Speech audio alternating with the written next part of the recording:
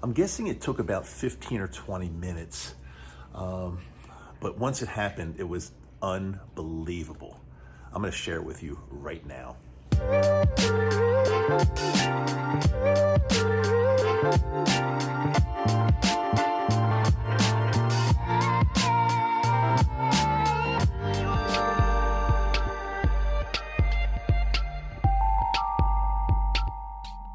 Hey there, how are you? Dr. Dave. Welcome back to Microdose U. I really appreciate you, and I have an incredible story for you today. So I've talked to you in the past about going to a float spa, a sensory deprivation soak in a body of water that you just float in complete darkness. And I went the other day, and my experience there was unlike any other that I've ever had. And I want to explain this to you. I want to describe the whole thing to you right now. So, a short time ago, I showed you, or I explained to you exactly what a sensory deprivation float tank is. And I went there yesterday, and before going, about 2 hours in advance, I consumed, what was it? So it was not very much, but it was, let's say, I took a bite of a piece of chocolate, so it was probably about 0.3, 0.4 grams of magic mushrooms in that piece of chocolate, roughly 0.3, 0.4. And then on top of that, I had about, what was it? It was about 15, 18 milligrams of cannabis.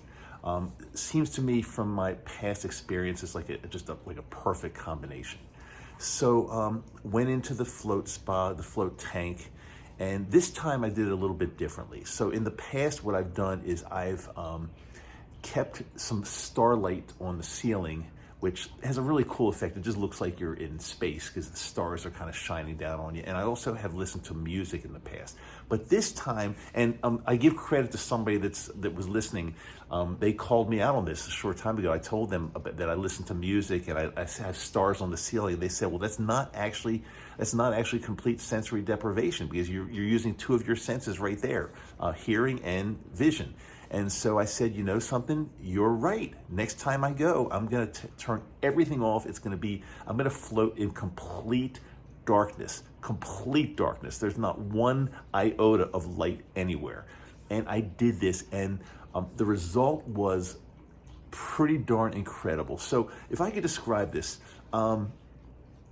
I'm floating, and of course, I'm not looking at a clock. I don't have my watch on, and the time is totally just meaningless when you're floating in a float tank. But if I could just guess, I would say the first 10 minutes or so, I'm floating. It's very blissful. It's very nice. It's comfortable, but nothing's really happening yet. But it's still great. But then I think probably after about 10 and this is a 1 hour float, by the way. They time it. You don't have to worry about the time. When it's over, the light comes on and then your session is over. But I would say roughly at about the 10 to 15 minute point, I started going back in time, and I was reliving kind of like a lot of scenes and a lot of things from my childhood. Now, let me go back for a second because since I've experienced this depression and anxiety and all the other things that have come along with it that kind of really messed with my life over the past several years, I started believing that my childhood was not good. It was not happy. A lot of things were just very weird in my childhood. I kind of just got by, but I felt pretty strongly about this until yesterday when I floated and I actually went back to my childhood, and I noticed that, and I mainly went back to when I was about roughly in the 9, 10, 11, 12 year range. I could vividly feel like where I was, and that's what I was experiencing. And I will share with you that I was happy back then. I felt very, very happy, and I remember being in I re-experienced this again. I was in a big snowstorm in 1966. That would have put me at 11 years old and playing with my friends, and everything about it did feel happy. So, and I've talked about this in the past, and it's still very hard for me to explain, and I can't really put this into words, but I don't think the way that we see time as human beings, like it's linear. In other words, like right now I'm a certain age. Last year I was a certain age. Go back in time.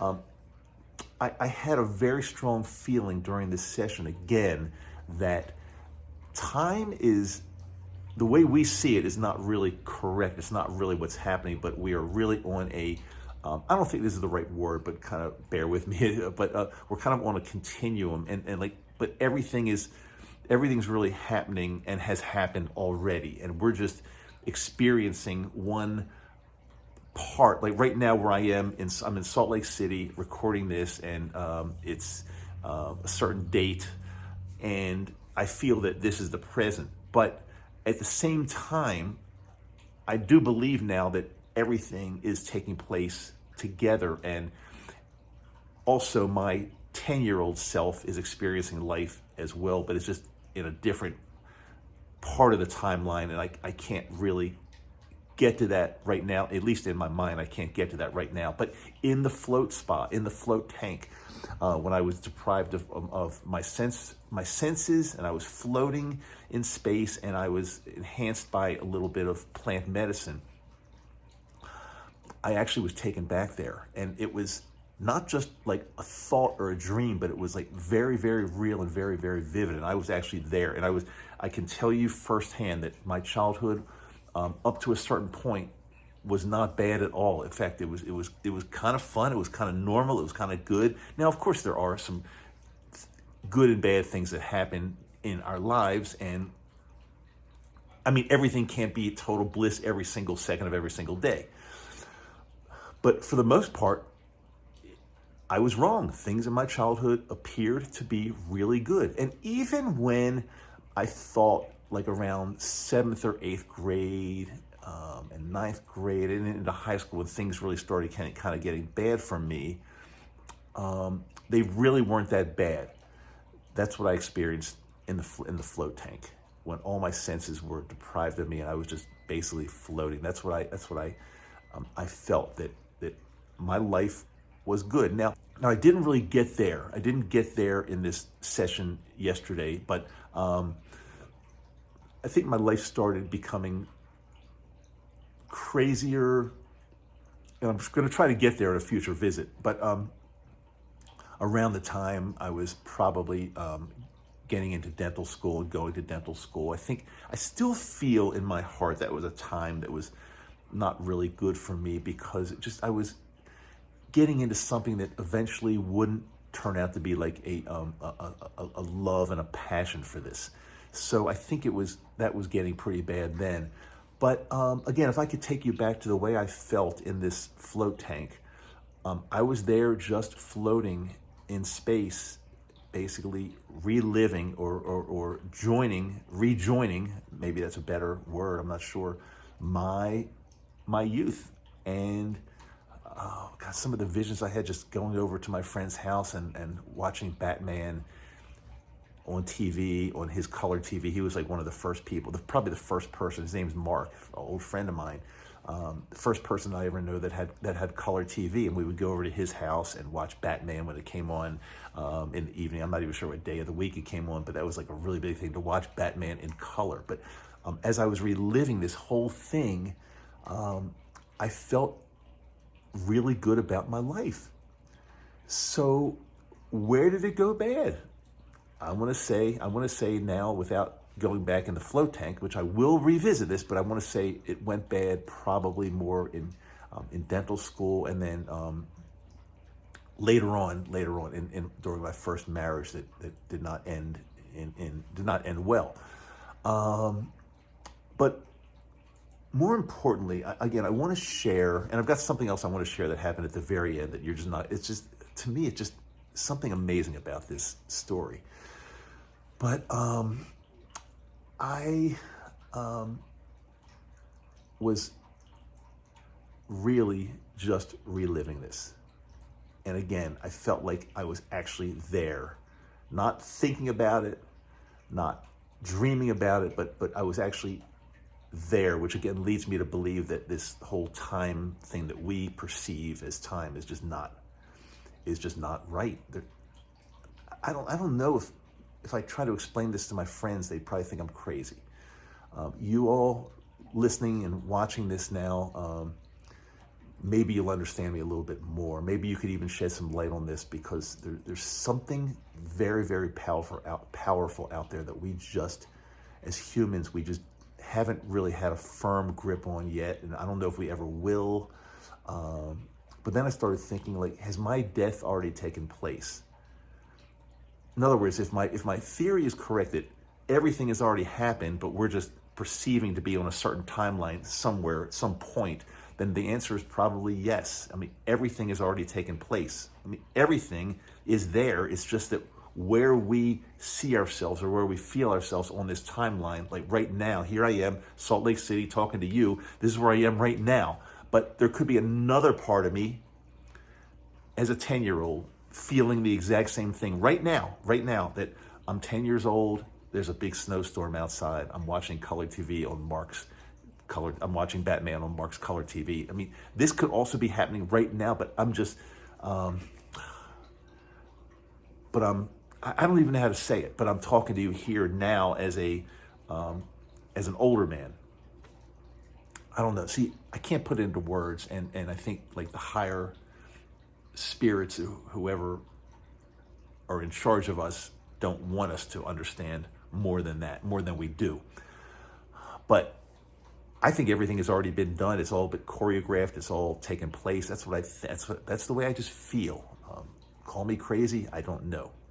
But the session went on, and again, I totally lost track of time, and I didn't know how long I'd been there. I didn't know. I couldn't tell whether I'd been there 15 minutes or a day. I really couldn't tell, and that was a really good thing. But then ultimately the lights came on and the sound from the speakers as like, your session is now. It's a very beautiful female's voice, much better than mine.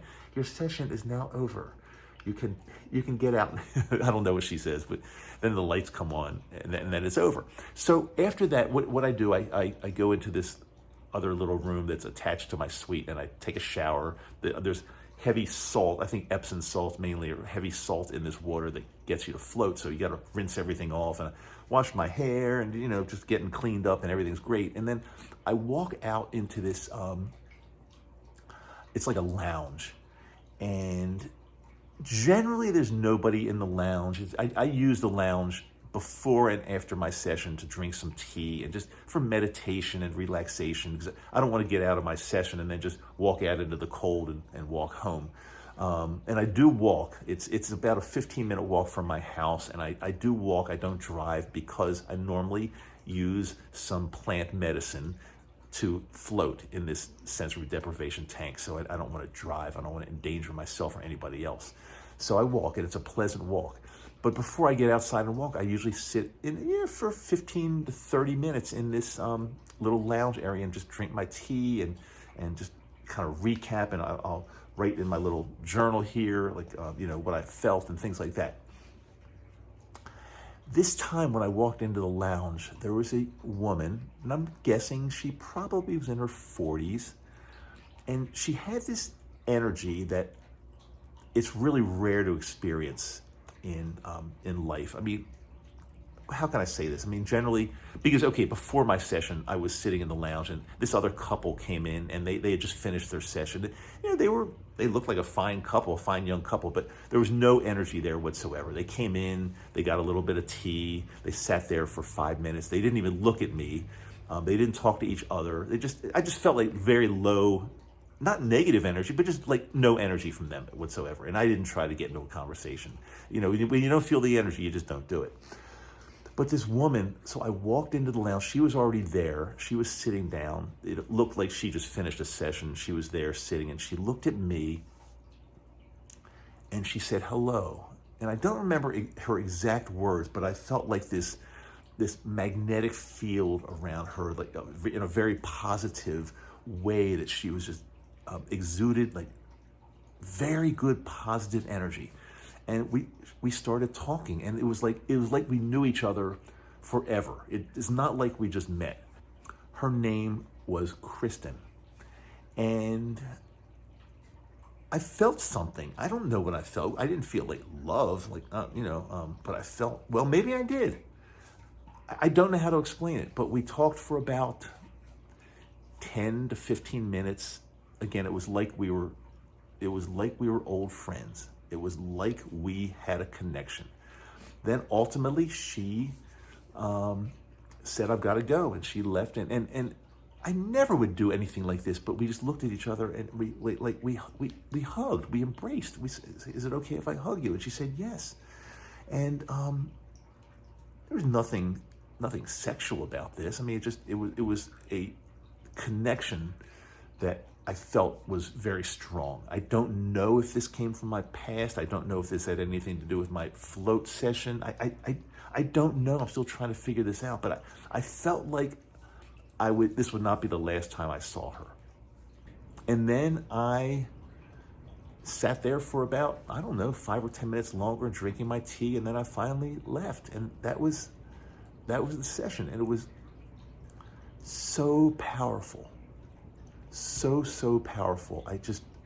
I am truly looking forward to doing this again. Now, I will say this, that I was supposed to actually do a float with my wife. We were supposed to float together in the same tank. And last minute, kind of, she woke up with she didn't feel 100%. She had like a little bit of a sore throat or something. She said she didn't really want to float. So had she been with me, would this session have been totally different? I don't know the answer. I'm just throwing things out there. I'm thinking, I just can't stop thinking about this, but I don't know. Would that woman have been in the room if my wife and I came out and sat down to drink tea? I don't know. But it's like something really cool to think about and ponder, and mainly a time. This thing about time, and this thing about everything's taking place. Like, could I go back to my 30-year-old self right now? I think I could. Would I want to? No, not really. But it's there. It's there for me to go to if I want to. So that's what I wanted to share today. I'm sorry if it's a little bit discombobulated. I know it's all over the place, but I just had these thoughts from my session that I just wanted to get out there. And if any of you have comments or theories or thoughts about this, I really want to hear from you about this, because this is not over. I'm going back. I'm going to be learning more about my past and going back into my past. This is like besides having a time machine sitting right in my room right here, this is like the best thing I could possibly have. It really is something that I found that's very special. Anyway, that's it for today. Thank you for being with me. Your greatest gift to me would be, your greatest gift to me is just go onto your platform here, wherever you're listening or watching, and give me a review, please. Make sure you subscribe. It just helps the channel, and it helps me get my word out to more people. So that would be my only request from you. You don't have to send me anything else. If you want to send me gifts, no, I'm just kidding. You don't have to. Don't send me it. Just a review, a rating and review is the absolute most powerful thing you can do, and I will feel your energy. I promise you from there. Talk to you next time. Dr. Dave, Microdose You.